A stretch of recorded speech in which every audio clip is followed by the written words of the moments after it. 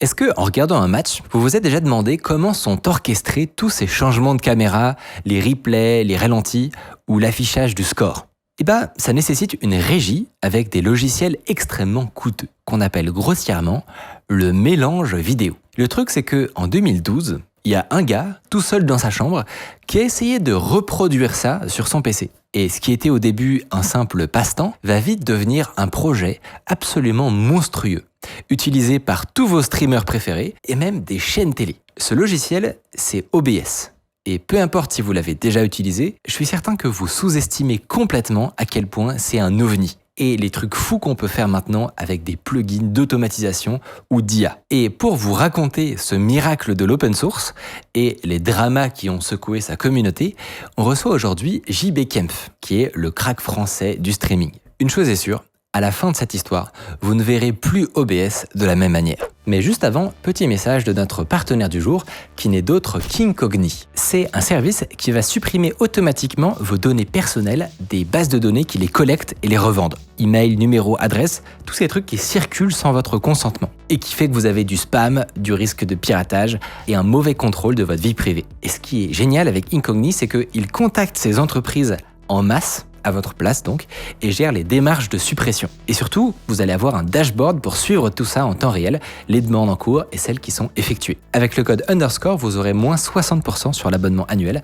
avec garantie satisfait ou remboursé. Je vous mets le lien en description et on reprend. Si on reprend le tout début de l'histoire, mais OBS, au début, comme souvent, part d'un pélo. Et surtout, je crois qu'il y a une anecdote assez marrante sur le tout début d'OBS, à propos de StarCraft. C'est quelqu'un qui se fait appeler Jim et qui en fait juste jouait à StarCraft et qui en fait voulait streamer ses parties parce que en 2010-2012 c'est un peu la mode de streamer ses parties de StarCraft. Globalement il y a que ça que tu streames en 2012 et en fait juste il est pas content de son logiciel, alors je pense que c'est XSplit et il se dit je vais faire le mien. Donc XSplit, qu'est-ce que c'est déjà, pour savoir ce qui existait à l'époque pour faire ça? À l'origine, en fait, beaucoup de streams sont faits en fait comme des chaînes de télé. Et en fait, la chaîne de télé, il faut comprendre, c'est ce qu'on appelle la régie finale. Le truc important, c'est le truc qui récupère tous les flux et qu'on fait ce que tu appellerais toi une playlist, mais eux, ils appellent ça régie finale, et dans lequel, à la fin de la régie finale, ils rajoutent l'habillage, c'est-à-dire les décorations que tu vois. Et c'est du matos qui coûte une fortune. Et tu arrives un peu dans le numérique, et là, tu te rends compte que, en fait, tu pourras avoir des mini-régies virtualisées. Et donc, une des premières professionnelles, ça s'appelle XSplit. Et d'ailleurs, le split, ça vient du fait que c'était un splitter vidéo à l'origine, qui est devenu, en fait, un logiciel de montage live, en fait. C'est vraiment un mixeur vidéo. C'est-à-dire que ça prend plusieurs sources et ça les met ensemble. Okay. Et du coup, il n'en est pas content, il trouve que c'est pas assez bien. En fait, il y a plein de limitations. Et puis surtout, en fait, quand tu fais du streaming dont ta source principale, en fait, c'est du jeu vidéo. En fait, ce que tu vas streamer, c'est tu vas streamer du RGB, donc du contenu PC, et tous les splitters, tous les monteurs temps réel, en fait, ils ont tout été faits pour de la vidéo, donc qui est en YQV, donc c'est d'autres formats de couleurs, et c'est pas l'usage principal. Okay. Et donc, en fait, ce que tu fais, c'est que tu vas graber ton écran, c'est-à-dire que tu enregistres ton écran. Dans XSplit, c'est pas l'usage principal. Alors que OBS, il se dit, en fait, moi, mon besoin principal, c'est de streamer mes parties et d'enregistrer mes parties. Mais juste pour comprendre, de base, qu'est-ce qui a fait qu'il était remarqué dans la masse, ce gars tout seul qui développait son truc? Est-ce qu'il y avait une implémentation qui était nouvelle à ce moment-là? En fait, pas spécialement. Déjà, en multimédia, on est assez fort en open source, autour de FFmpeg, de VLC, de X264. Deuxièmement, il arrive au bon moment. Moi, j'étais en 2008, j'avais rencontré Justin de Justin TV à l'époque, quand j'avais vécu à San Francisco. Dans Justin TV, justement, d'ailleurs, c'est plutôt des lives de caméra. Et à un moment, il lance la partie gaming, il trouve que c'est beaucoup plus intéressant, et Justin TV meurt et renaît à partir de Twitch. Mais donc, tu vois, t'es 2009-2010, quoi. Et donc, en fait, il arrive au bon moment. Et ça, c'est important, et ça, c'est un moment clé pour toutes les startups, que ce soit des projets open source, c'est toujours le même. Il y a une question de chance d'être au bon moment avec la bonne idée, quoi. Et ensuite, t'es au moment où tu commences à avoir des premiers encodeurs vidéo sur l'ordi, et tu as X264 qui est mature. Donc, tu vois, en fait, t'as plein de trucs qui s'alignent au bon moment, et donc, ça décolle. Et typiquement, de ce que je comprends, la nouveauté que OBS a fait au tout début, c'était le grabbing, comme tu le disais, sans qu'il y ait de copie Alors c'est ça. L'important, en fait, quand tu fais du grabbing ou même du décodage vidéo, c'est qu'en fait, à un moment, les frames, elles sont passées de SD à HD puis à 4K. Et donc, en fait, les frames, elles augmentent quasiment exponentiellement. C'est-à-dire que, tu vois, c'est pas 2 fois plus. À chaque fois, c'est 4 fois plus. Et puis, il y a plus de processing à faire. Souvent, quand tu le fais sur ton CPU, hein, donc sur ton processeur de ta machine, en fait, c'est relativement lent parce qu'il n'est pas fait pour faire ça. Et les processeurs de carte graphique, qu'on appelle GPU, ce sont en fait des calculateurs vectoriels. C'est-à-dire qu'en fait, ils vont faire moins d'opérations, mais ils les font à chaque fois 64 par 64. Donc par exemple, il sait faire que des additions, mais quand il sait pas d'ailleurs faire une addition de 2 nombres. Il sait que faire des additions de 64 fois 2 nombres, tu vois. Et donc, c'est très très bien quand tu fais de la vidéo et du jeu vidéo, parce qu'en fait, tu fais ça la même chose sur tous tes pixels. Ce sont vraiment des calculateurs massifs, mais plus idiots que les processeurs. L'avantage ici, c'est qu'en fait, tu vas faire, comme c'est de la vidéo, tu vas pouvoir faire du processing vidéo en parallèle. Donc ça a des puissances très très importantes pour la vidéo. Donc en fait, l'idée, c'est de garder en fait tout dans la carte graphique et ne jamais faire le transfert qui est très très lent, qui est d'aller de la carte graphique vers la mémoire principale. Dans les cartes graphiques, à partir de 2008, 2009, et ça commence à arriver, tu as un encodeur hardware qui n'est pas dans la carte graphique. Les gens ne le comprennent pas. En fait, c'est un circuit spécifique spécialisé. C'est ce qu'on appelle un DSP, donc un Digital Signal Processor. L'intérêt, c'est que tu gardes tout ton CPU pour faire tourner l'intelligence artificielle de ton jeu. Bon, StarCraft 2, on est quand même une intelligence limitée. Désolé pour les fans de StarCraft 2. Et tu veux garder tout ton rendu graphique, ta GPU pour faire ton rendu graphique. Et là, en fait, très rapidement, tu utilises une fonctionnalité d'après qui n'est pas utilisée. Donc, en fait, tu ne ralentis pas ton jeu pour le faire. Ton impact de performance quand tu fais un bon grabbing, il est de l'ordre de 1%. Et pour donner un ordre de grandeur, c'est-à-dire que cette fonctionnalité qui développe du coup sur OBS au début, aujourd'hui, c'est ce qui alimente à peu près, c'est ce qui fait fonctionner à peu près tous les streams que vous allez voir sur Twitch, n'importe qui joue à un jeu vidéo, à peu près. Il y a des setups double PC, des trucs comme ça, mais dans la grande majorité des cas, même quand vous utilisez en fait Zoom ou Google Meet et que vous partagez votre écran, la plupart du temps, à part si votre PC devient à genoux, la plupart du temps, c'est qu'il est en train d'utiliser cette puce d'encodage, justement. Exactement. Mais surtout, résultat, ça t'a rajouté énormément de choses, et notamment, très vite après, ce dont t'as pas parlé, mais ce qui arrive directement après, c'est les filtres vidéo. Et c'est-à-dire que dans OBS, tu peux vite avoir codé quasiment tes filtres vidéo, donc ça arrive un peu plus tard, mais surtout, tu utilises vraiment la puissance de la carte graphique, et pas ce qu'on appelle des overlays hardware. Et donc, c'est notamment, très vite, tu vois que tu peux faire des bords arrondis d'overlay vidéo dans OBS, qui est très difficile avec des overlays hardware et des mixeurs hardware. Et ça, je pense, c'est hyper intéressant justement de s'arrêter un tout petit peu là-dessus, parce que ça va parler à tout le monde. À la télé, on sait, voilà, là, on est en train de parler de typiquement tout ce qui s'affiche en surimpression. Donc, ça peut être ce qu'on appelle un lower third, donc l'endroit où on met le nom de l'invité. Un synthé en français. Un synthé, merci. Et un logo dans un coin, ce que vous verrez sur cette vidéo, par exemple. Eh bien, tout ça, la manière dont on l'a fait historiquement à la télé, c'est qu'ils avaient un mur noir sur lequel ils plaçaient des lettres blanches magnétiques qu'ils filmaient avec une caméra et qu'après, ils mélangeaient avec le flux de la vidéo sur les pellicules, de sorte à ce que tu avais le nom du journaliste qui apparaissait par-dessus. Oui, parce qu'en fait, ta pellicule, en fait, le noir, c'est ton vert, c'est ton passe-trou.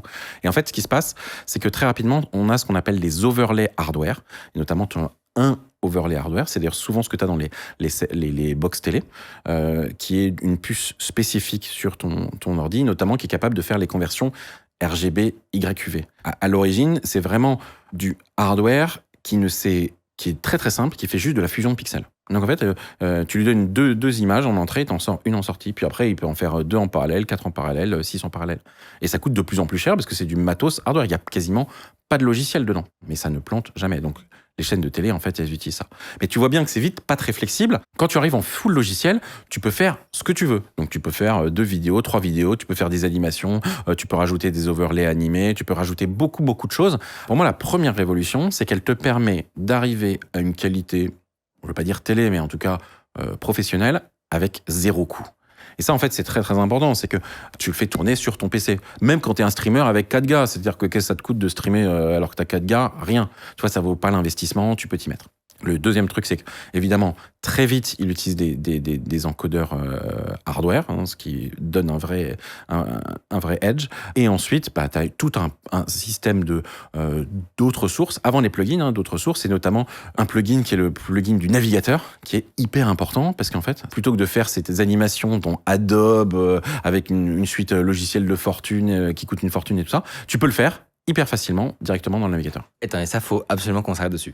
Parce que le concept, à l'origine, quand il pense, il est absolument pas intuitif. C'est-à-dire que Chrome, on le prend et on le fout dans un autre logiciel, on le met comme si c'était un calque. Pour simplifier, pour ceux qui ont Photoshop, c'est comme si vous aviez Chrome qui était un layer. C'est exactement ça, c'est-à-dire que tu rajoutes, en fait, tu gardes l'arrière en tant que mélangeur hardware overlay, donc vraiment ton fusion de vidéos, et dessus, tu mets tes décorations au-dessus avec un calque et une transparence. Alors, comment c'est possible déjà de prendre Chrome et de le foutre dans un autre endroit? Alors, il faut savoir que Chrome, c'est maintenant, finalement, c'est peut-être le framework d'application le plus utilisé, puisqu'il y a quelque chose qui s'est appelé Chrome Embedded Framework, et donc Spotify, Netflix, tu vas avoir VS Code. Aujourd'hui, il y a un nombre hallucinant d'applications. En fait, c'est un Chrome modifié. Mais là, ce qui est un peu étonnant, c'est que on ne sert pas de ça comme faire un mini navigateur qui a son appli à l'intérieur. Là, on s'en sert simplement pour dessiner des trucs. Ouais, parce qu'en fait, grâce au web, en fait, tu as eu énormément de développeurs. Il n'y a jamais eu autant de développeurs que depuis il y a le web. Alors, par contre, c'est des développeurs assez light. Mais tu vois, des librairies JavaScript, tout le monde est capable de faire un peu de JavaScript, un peu de se faire plaisir, et c'est à la portée de tout le monde. Résultat, le développement web, c'est peut-être l'endroit où tu as le plus d'outils existants. Aujourd'hui, tu veux créer un truc web, tu as tout ce qui existe. Tu veux faire n'importe quoi, ça existe. Et donc là, l'intérêt, c'est que tu permets de prendre n'importe quoi et de faire la créativité que tu veux faire. Et donc l'étape d'après, c'est qu'en fait, tu vas surtout aller récupérer des données du web en temps réel. C'est-à-dire que tu intègres des choses, donc par exemple ton chat Twitch que tu vas intégrer en temps réel dans ton appli, dans ta vidéo pour avoir des réactions en direct. Et ça, c'est ça que je trouve hilarant, c'est que c'est le truc qui paraîtrait le plus évident à tous les gens qui ont déjà regardé un stream Twitch, de voir un chat en direct sur leur téléphone en vidéo, à côté du streamer. La réalité, c'est que pour y arriver, c'était pas du tout si évident que ça. Genre avant ces technos-là, d'intégrer un browser dans OBS, et ben, tu vois, ça aurait été un enfer de faire ça. Dans un XSplit ou des choses comme ça, en fait, effectivement, c'est un enfer. C'est-à-dire qu'en fait, tu dois écrire quasiment du code en C++ spécifique, tu as des règles, tu as le droit de faire ça, etc. Dans OBS, tu fais ce que tu veux.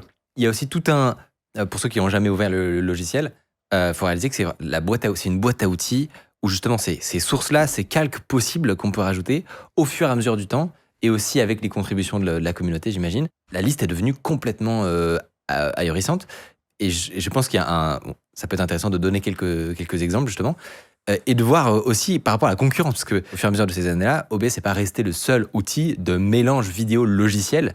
Il y en a d'autres, il y a Wirecast, vMix, qui eux sont des logiciels payants, qui ont quand même réussi à trouver une place. Effectivement, notamment, on peut parler de vMix. vMix, c'est un outil pour des professionnels. Il y a beaucoup d'intégration avec du matériel justement plus professionnel, des mélangeurs hardware. Donc c'est quelque chose qui est intéressant parce que ça permet pas mal de s'interagir avec des régies professionnelles.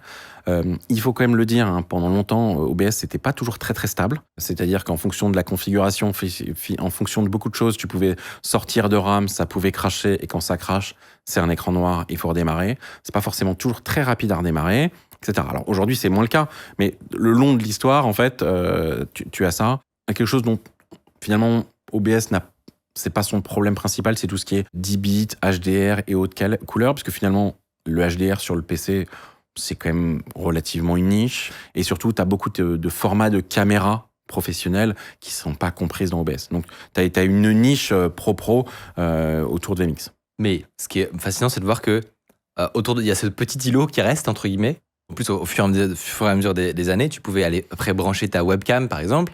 Ça, c'est l'étape évidente. Mais derrière aussi, pour brancher, par exemple, des caméras plus professionnelles. Donc, ils ont une intégration avec des cartes de capture de Blackmagic, de Adja. Donc, c'est pour ça que je donnais un peu l'image du petit îlot, parce que malgré tout, au fur et à mesure des années, il y a une sorte d'inertie de la communauté, j'ai l'impression, qui du coup commence à avoir une offre qui s'élargit de plus en plus. En fait, c'est vraiment la puissance de ce que je vais appeler le vrai open source. Quoi. Pour battre en fait un projet open source qui fonctionne bien déjà avec une vraie communauté, il faut que tu ramènes vraiment de la valeur. Et typiquement, ça va donner aujourd'hui un écosystème assez dingue de plugins, puisque donc, cette base modulaire permet en fait à n'importe qui, là, de chez soi, d'aller compléter plein d'endroits dans le logiciel. Donc, rajouter des sources, rajouter des sorties, donc diffuser un endroit dans un format différent. Typiquement, une sortie possible, c'est d'aller diffuser sur Twitch. Pendant que tu enregistres en local. Voilà. Et aujourd'hui, ce que je trouve assez fou, c'est qu'il y en a qui vont beaucoup trop loin. Tu as un truc qui est en train de se produire, pour le coup, qui est beaucoup plus récent, qui est que les modèles d'IA en local, typiquement, commencent à être très multitâches, performants et économes. Et donc, on allait un peu explorer ce qui se faisait de plus ouf en ce moment. Est-ce que Mathieu, tu en as quelques-uns à nous montrer ? En IA, j'en ai un. Alors, je crois que tu l'as fait sur VLC. Tu avais une petite présentation, mais pour faire une transcription en temps réel. Donc, vraiment, tu parles à ta communauté, à ton chat. Et en fait, certains streamers l'ont installé. Ça s'appelle Local Vocal. Et donc, c'est multilingue et ça transcrit. Comme si tu avais quelqu'un, je sais que quand le président il parle, souvent tu as quelqu'un qui tape en coulisses en stress. Bah là, ça se fait automatiquement et en fait, ça marche en local sur sa machine. Donc c'est un Whisper, un modèle open pour faire ce genre de tâches. Et moi, il y en a un autre que j'ai noté qui est incroyable. C'est un plugin qui te permet de vérifier que tu dis pas des mots interdits sur Twitch. Ce système va vérifier tout ce que tu dis en live avec un petit délai et que si tu dis un bad word, il te le bip en temps réel. Et donc ça donne des scènes totalement hilarantes où tu peux dire des gros mots absolument horribles et tu te fais biper en live comme à la télé, mais sauf que là c'est ton plugin IA qui te le fait en temps réel, quoi. Sinon après il y a aussi tu peux faire du face tracking, donc faire en sorte que tu sois toujours cadré à peu près au centre ou sur le côté ou des choses comme ça, ou non. Je suis, mais ça c'est assez classique. Ah oui, c'est très classique. Quand même. Mais JB est complètement blasé de cette innovation. Ça c'est juste de la détection de mouvement, tu vois. Mais quand même, tu vois, il y a un algo de smooth et tout. Est-ce que t'as d'autres exemples qui, toi, t'animent plus Ouais, aujourd'hui, c'est-à-dire que plutôt que d'avoir la tête de Micode, on a une Micode en blond, ça serait top, quoi. Ou avec des cheveux longs, ou en fait, on est en train de parler, et puis on fait semblant, on va se déplacer, puis derrière, c'est Londres. Tu vois. Là, on s'amuse. En fait, tout ce qui est vraiment... Moi, je trouve que vraiment, alors que tous les modèles de diffusion, autour de Stable Diffusion, et tous les modèles de repainting, c'est-à-dire capables de, en quelques secondes, c'est incroyable, parce que ça veut dire que vraiment, tu vois, je pourrais quasiment poser juste un mock-up d'un objet et automatiquement tu fabriques un objet. Ça, je trouve ça très très cool. Ouais, tu vois, par exemple, aujourd'hui, faire des guignols de l'info basés sur OBS, tu vois, t'aurais plus besoin de marionnettes, quoi. Mais et tu fais une très bonne transition parce que aujourd'hui, il y a quelque chose qui s'est développé énormément sur les réseaux, qui n'est possible que grâce à une série de plugins OBS, qui sont les VTubers. Le concept, effectivement, d'aller à la fois modifier ton fond vert avec un truc virtuel, toi-même te traquer des choses par-dessus, etc. Tu peux t'intégrer aussi avec des trucs genre Unreal et compagnie, mais déjà, rien que dans OBS, t'as des VTubers qui te font des trucs complètement dingues, avec effectivement tous des systèmes de filtres d'IA local et compagnie, mais aussi un truc dont on n'a pas parlé, et qui est vraiment important, qui est cette idée que non seulement en fait tu as une interface graphique, donc toi-même tu peux aller appuyer sur des boutons pour faire des actions, mais qu'en fait ça peut aller beaucoup plus loin que ça, parce que le logiciel est conçu pour être pilotable à distance par un système automatisé. En fait, ça, c'est quelque chose qui arrivait relativement un peu plus tard. C'est qu'en fait, tu avais des API pour pouvoir commander à distance. Donc, très, très vite, ce que tu as eu, c'est en fait que le streamer, il avait deux écrans. Un sur lequel il jouait, l'autre qui était un plus petit, moins visible, dans lequel il y avait son retour d'OBS. Mais en fait, quand tu veux jouer, t'as pas envie de jeter trop un œil. Donc, et souvent, en fait, juste pour rendre un live un peu moins statique, toi juste changer ta deux caméras, changer le zoom, etc. Et donc très vite tu as eu des raccourcis clavier, donc c'était CTRL Alt F12, des trucs vraiment horribles, mais qui conflictaient pas avec tes jeux pour faire quelques petites modifications. Et la meilleure façon de faire ça, en fait, c'était d'avoir une sorte de serveur d'API pour ton OBS et pouvoir le modifier. Et puis très vite, en fait, il y a des gens qui se sont rendus compte que c'était juste des raccourcis clavier. Donc on pouvait avoir des claviers, il y a toujours eu des claviers custom dans lesquels tu pouvais appuyer sur des boutons et ça faisait des combinaisons clavier. Et donc là, en fait, très vite, tu as dans OBS un clavier supplémentaire qui est juste un clavier qui envoie une combinaison de touches à l'API d'OBS pour justement faire des changements de scène. Et ça, c'est pour, entre guillemets, le power user qui veut... Il y a encore un une étape d'après, c'est que OBS en tant que tel peut être piloté aussi via le réseau. Donc, typiquement avec le plugin OBS WebSocket, qui est développé pareil un peu plus tard à mon avis, mais qui est rapidement intégré vraiment dans le projet. Et donc là, pour expliquer un tout petit peu, c'est quasiment du headless, donc du sans tête. C'est-à-dire qu'on peut prendre OBS, le faire tourner sur une petite boîte dans un coin et connecter, lui envoyer des commandes à distance pour, par exemple, en utilisant un Stream Deck, faire en sorte que quand tu appuies sur un bouton, il y a toute une séquence d'actions qui va se produire. D'un coup, ton logiciel, il devient plus juste un endroit où tu cliques sur des boutons, mais il devient possiblement une sorte de tour de contrôle que tu peux à la fois utiliser à distance, mais aussi automatiser, c'est-à-dire faire en sorte que si jamais avec une commande vocale, tu pourrais changer de scène où tu peux parler à ton logiciel pour que une IA aille te faire tes changements de scène en temps réel et tout ça, quoi. Et c'est grâce à cette fonctionnalité que typiquement, on a pu nous aussi développer, pour ceux qui nous suivent depuis longtemps, il y a quelques années, le prototype, la toute première version de notre système de régie automatique, qui s'appelait Gabin à l'époque, et qui a lieu actuellement d'ailleurs, qui fait que quand nous discutons, on a des changements de caméra qui se font automatiquement en écoutant ce qu'on est en train de raconter. Là, ce qu'on est en train de voir en temps réel, c'est que on a un détecteur de voix qui va faire son algo de réalisation et à la toute fin, il envoie une commande à OBS pour faire, les changements de caméra. Il y a une question qui paraît évidente quand on voit tout ça, c'est comment ils financent tout ça ? La bonne réponse, c'est d'abord, ils ne le financent pas. Pendant très longtemps, c'est un des logiciels que tu fais parce que ça t'amuse et parce que tu en as besoin. Et en fait, surtout, c'est récupérer aussi plein de développement de plein de gens. Parce qu'il y a plein de gens qui vont dire, attends, si je développe ça, en fait, ça me coûtera, ça va me prendre une semaine, mais ça me coûtera beaucoup moins cher que d'acheter un logiciel propriétaire, un logiciel qui coûte de l'argent. Donc, il y a aussi une question de scratch an itch, c'est-à-dire enlève un truc qui te démange. Donc, tu as un petit truc qui te démange, et donc tu vas rajouter une petite brique qui est pas grand-chose, mais toi, ça te posait un problème et tu résous ton problème. Et donc, en fait, beaucoup de logiciels open source, en fait, c'est vraiment ça, c'est tu rajoutes un truc parce que tu en as besoin. Et en fait, avec les besoins de tout le monde, ça fait... Tu vois, c'est les petits ruisseaux qui font des grandes rivières. La difficulté principale, c'est que l'équipe centrale, c'est elle qui décide ce qui rentre et ce qui rentre pas. Parce que contrairement à ce que pensent les gens, en fait, tu n'acceptes pas tout ce qu'on t'envoie dans l'open source.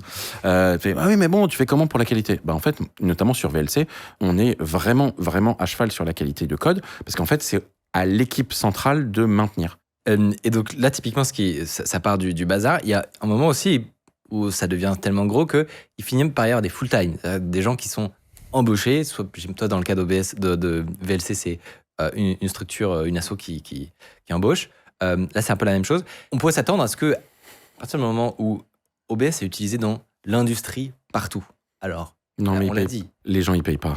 C'était la question que j'allais te poser. Est-ce qu'il y a quand même certains gros poissons qui vont aller financer le machin ? Quelques-uns. Il y a quelques gros poissons qui vont financer, mais c'est très sporadique. C'est Intel qui va lancer son nouveau processeur, et donc dans le cas du marketing, ils ont intérêt à ce que les logiciels utilisent bien leurs nouvelles fonctionnalités. C'est Nvidia qui fait l'encodeur 4.2.2 et a besoin d'avoir un mode 4.2.2. Donc en fait, ils vont sponsoriser soit en temps, soit en argent, mais ils le font juste parce que ça leur aide leur marketing et la revente de produits. Et de fait, c'est plutôt cool. Sur le principe, évidemment, ça pourrait faire mieux, mais sur le principe, avoir les tout derniers codecs Nvidia, on est quand même content de les avoir. Oui, mais les premiers ajouts, en fait, ils sont très importants. Ceux d'après, ils sont peut-être un peu moins importants. Donc, tu vois, c'est un peu ça. Et surtout, c'est un problème, c'est que ça rapporte pas beaucoup de récurrents. Donc, en fait, t'as jamais une base de trucs qui te rapportent de l'argent, et ça, c'est plus gênant. OBS a réussi, mais c'est relativement récent, à avoir des gros sponsors. Et ça marche, mais c'est principalement de la com, en fait. C'est que eux, ils veulent... tu vois, YouTube est très content que l'OBS fonctionne bien avec YouTube. Après, tu peux dire aussi l'inverse. Enfin, vous avez fait un truc open source, c'est que c'était gratuit, vous ne cherchiez pas d'argent. Donc, en fait, l'équilibre, il est complexe. Il est complexe. Il y a des gens qui jouent plus ou moins le jeu. Tu vois, Twitch et Logitech, je trouve, jouent assez bien le jeu. Il y a d'autres sponsors ou d'autres sociétés qui devraient et qui jouent un peu moins le jeu. En parlant de drama... Ah, j'aime bien. Il existe des histoires, des dramas dont les gens ont forcément entendu parler autour d'OBS. Non, mais attends. Il existe des dramas dans tout projet open source connu. Et il y en a qui sont plus ou moins médiatiques. Et il y en a un avec OBS qui a fait beaucoup de bruit. C'était le clash avec Streamlabs OBS. D'ailleurs, qui s'est renommé depuis, si mes souvenirs sont bons. Est-ce que tu peux nous expliquer un peu l'origine de ce drama et ce qui était en cause ? En fait, si je me souviens bien, à l'origine, ils font à l'origine, c'est un wizard qui était un plugin d'OBS qui permettait de simplifier énormément la façon d'utiliser OBS. OBS, c'est une interface qui est pas forcément très simple à utiliser. Elle l'est mieux qu'avant, mais à un moment, c'était vraiment un truc de barbu. Et donc, à l'origine, l'idée, c'est de faire un simplified OBS qui va te permettre d'être beaucoup plus facile, de drag and drop, de décider, voire avec énormément de layout prédéfinis et qui sont avec une bibliothèque de layout. Donc, la première origine, donc, c'est des plugins de simplification.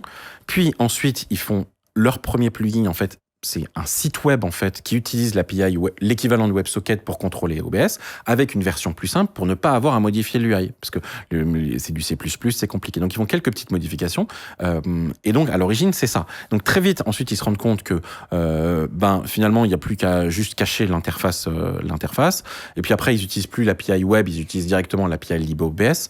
D'ailleurs une des raisons de développement de LibOS en fait c'est ça, donc ce qui est plutôt quelque chose finalement positif. Comme de toute façon dans tous ces dramas il y a toujours un peu de positif.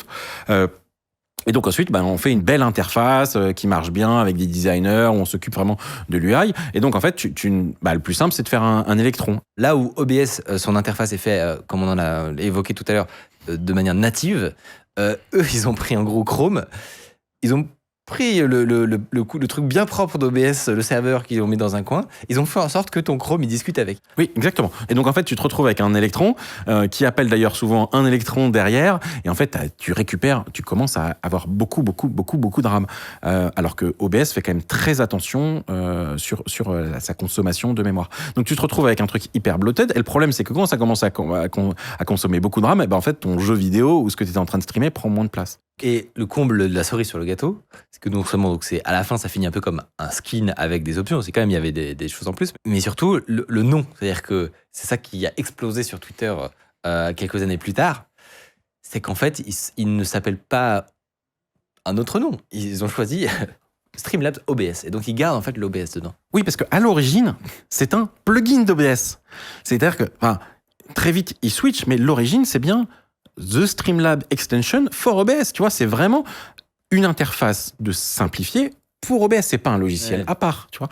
Donc en fait, ça s'est fait doucement. Et en fait, c'est toujours le cas, c'est-à-dire qu'à l'origine, est-ce que c'était, tu vois, c'était pas forcément méchant, mais et à un moment, il y a un problème, c'est est-ce que vraiment vous avez le droit d'utiliser le nom OBS et donc tu as un fight de la communauté. Mais tu vois, par exemple, si ils avaient mis dès le départ plus de gens, dès qu'ils font une boîte et qu'il y a de l'argent, plus de gens de la core communauté d'OBS, je pense qu'il y aurait eu moins de problèmes. Ça aurait été une version plus facile à utiliser et ils auraient l'argent qu'ils gagnaient, ils l'auraient réinjecté en développement de fonctionnalités. Voilà, et donc en fait, c'est ça, tu vois, c'est grave. En fait, c'est sûr, tu regardes, c'est le drama, c'est des méchants, c'est les gentils.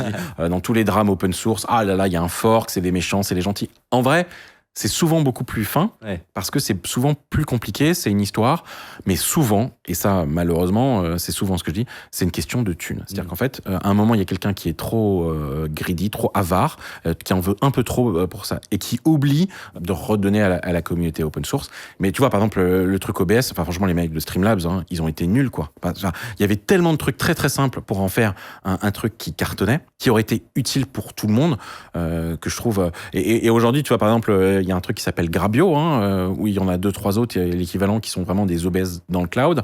Donc je suis pas toujours très fan de ce qu'ils ont fait, mais c'est pas grave. Tout ça, en fait, tu vois, s'ils avaient été un peu plus malins, Streamlabs, ils auraient fait ça avec la communauté OBS et ça aurait donné quelque chose rentable pour eux et pour la communauté. Si vous avez aimé ce sujet, je vous conseille vivement notre interview de Jean-Baptiste Kempf sur son nouveau projet révolutionnaire, Kyber, un système de streaming ultra faible latence pour le jeu vidéo, mais pas que, qui marche même sur Apple Vision Pro. C'était dans cette vidéo.